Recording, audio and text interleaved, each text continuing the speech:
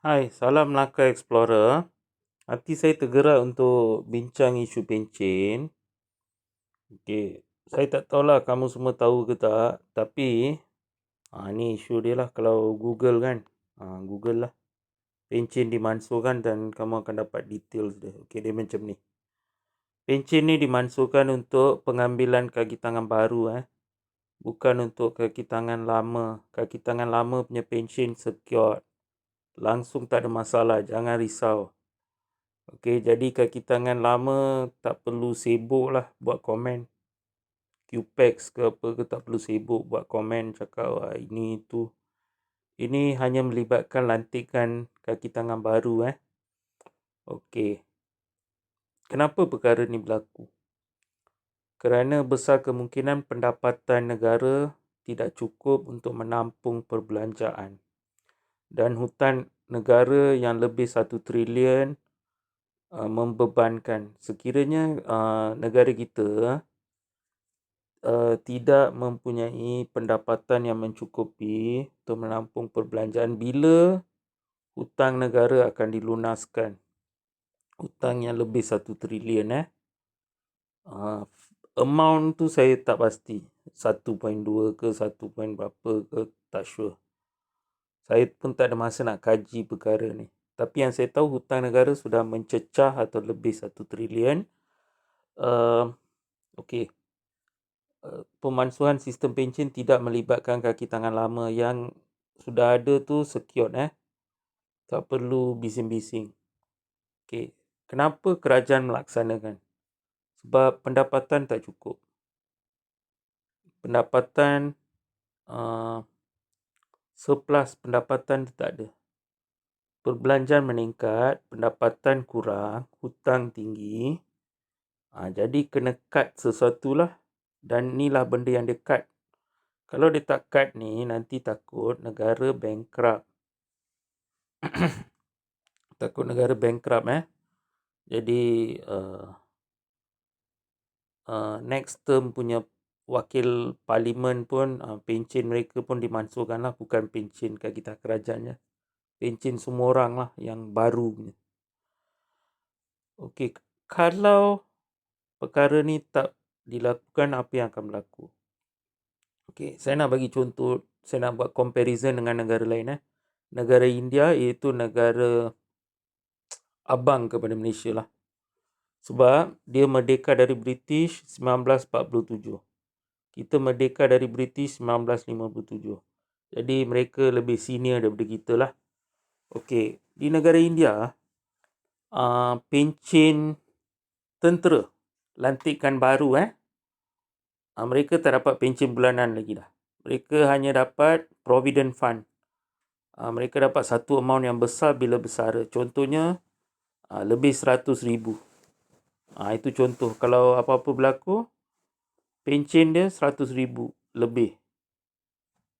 Dalam amount, dalam currency mereka tau. Bukan currency Malaysia, currency mereka. Okey, itu kat India. Tengok, India pun dah buat macam ni. Sektor lain saya tak pasti. Tapi yang saya pasti tu, sangat pasti tu tentera punya. Mereka tak dapat pencen bulanan lagi. Sebab perbelanjaan mereka pun dah terlalu tinggi disebabkan sistem pencen. Jadi mereka kena ubah sedikit. Pencen bulanan tu dia tukar jadi Provident Fund, atau dia bagi amount besar. Bila bersara je terus dia bagi 100,000 lebih. Macam tu. Okey. Negara kedua, Greece. Mereka terpaksa mansuhkan sistem pencen, tetapi bukan untuk lantikan baru je tau. Lantikan yang lama-lama, batch lama pun kena. Mereka terpaksa cut pencen. Dan perbuatan tu illegal, menyalahi undang-undang. Sampai macam tu sebab negara dia dah bankrupt. Mereka kena minta bantuan IMF. Kalau kamu tak percaya boleh Google. Kamu type Greece, lepas tu type IMF paper, lepas tu keluar PDF. Dia boleh baca sendirilah. Tapi semua dalam bahasa Inggeris. Tak ada yang bahasa Melayu punya. Semua bahasa Inggeris, kamu baca.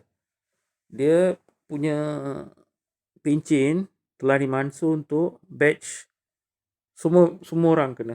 Semua kagitan kerajaan kena. Bukan untuk batch baru saja, untuk batch lama sekali.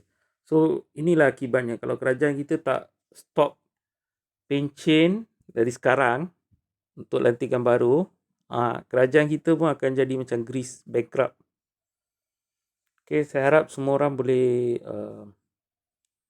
menimba ilmu inilah dan boleh komen. Di bahagian komen, kamu boleh komen. Okay, sekarang kita Google tengok Greece abolish pension.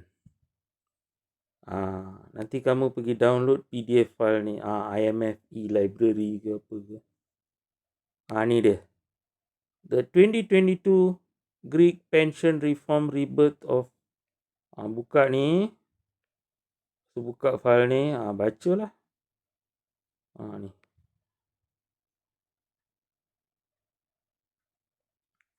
Cuba baca file ni.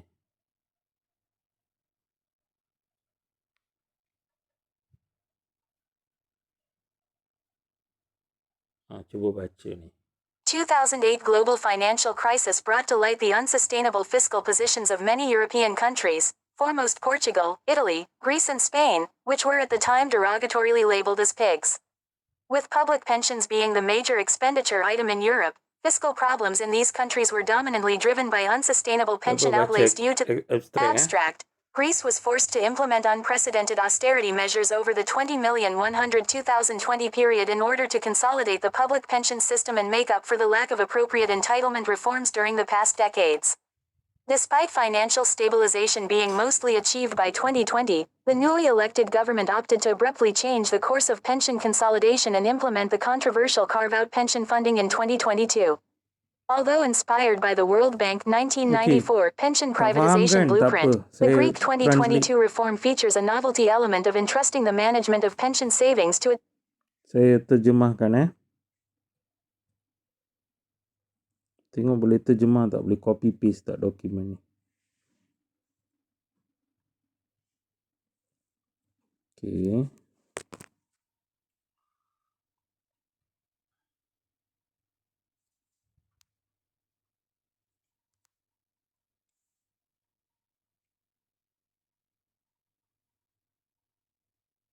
Okay, saya copy, saya cuba terjemahkan dalam Google Translate Okay, English.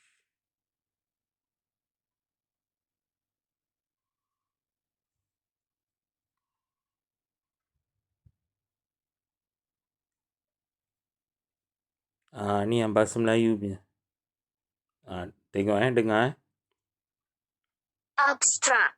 Greece terpaksa melaksanakan langkah penjimatan yang tidak pernah berlaku sebelum ini sepanjang tempoh 20.102.020 untuk menyatukan sistem pencen awam dan mengimbangi kekurangan pembaharuan kelayakan yang sesuai sepanjang dekad yang lalu. Walaupun penstabilan kewangan kebanyakannya dicapai menjelang 2020. Kerajaan yang baru dipilih memilih untuk mengubah secara tiba-tiba perjalanan penyatuan pencen dan melaksanakan pembiayaan pencen yang kontroversial pada tahun 2022. Walaupun diilhamkan oleh Pelan Tindakan Penswastaan Pencen Bank Dunia 1994. Great 2022 reformasi menampilkan elemen kebaruan dalam mempercayakan pengurusan simpanan pencen kepada badan kerajaan yang berdedikasi untuk cuba memperbaiki kegagalan pasaran yang wujud dalam peruntukan pencen swasta. Sama seperti reformasi terdahulu di Eropah Timur, kos peralihan berbilang dekat bagi pembiayaan yang telah dikurangkan telah dipandang remeh di Greece yang akan menimbulkan tekanan fiskal pada tahun-tahun akan datang. Aspek fiskal yang tidak berhemat dalam pembaharuan 2022 mungkin akan diketengahkan apabila syarat pembiayaan antarabangsa yang menggalakkan mula berubah. Melainkan komitmen politik yang teguh diwujudkan untuk melaksanakan langkah penjimatan yang hilang yang diperlukan untuk membiayai kos peralihan. Greece mungkin akhirnya menggunakan pembalikan reformasi yang serupa dengan yang telah dilaksanakan di seluruh Eropah Timur.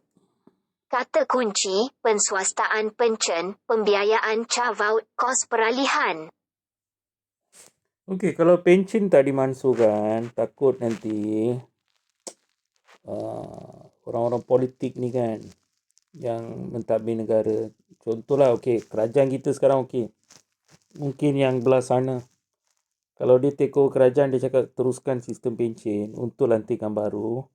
Apa yang akan berlaku, dia orang akan pergi pinjam duit dari negara lain. Takut dia pergi pinjam duit dari negara-negara lain lah. Lepas tu hutang negara tiba-tiba dalam masa 5 tahun dia umumkan, wah, hutang negara sudah capai 2 trilion ringgit. Macam itulah.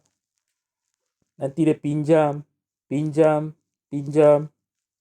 Kamu faham tak kenapa perkara ni terpaksa dilaksanakan? It is like the necessary evil, you know. Kalau tak buat, nanti orang-orang politik ni pergi pinjam duit. Pentadbiran negara akan pergi pinjam duit dari negara asing.